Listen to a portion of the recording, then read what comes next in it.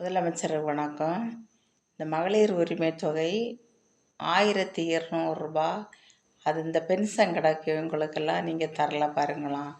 அது கட்டாயம் எல்லாருக்குமே அந்த 1000 வாக்களித்தவங்க ஏழை பணக்காரர் பாகுபாடு பார்க்காம அனைவருக்கும் நீங்கள் தர வேண்டும் பாருங்க.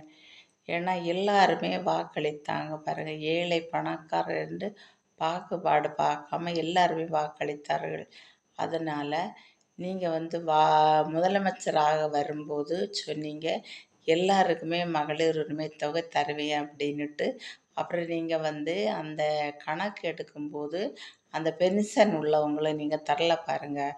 அது கணவனை இழந்தவங்க, இந்த கல்யாணம் ஆகாத பெண்கள், கைவிடப்பட்டவங்க, டைவர்ஸ் ஆனவங்க, கணவர்கிட்ட இருந்து பிரிஞ்சு இருக்கவங்க, இந்த ரோட்டோரம் பூ விற்பாங்க பாருங்கள், அவங்க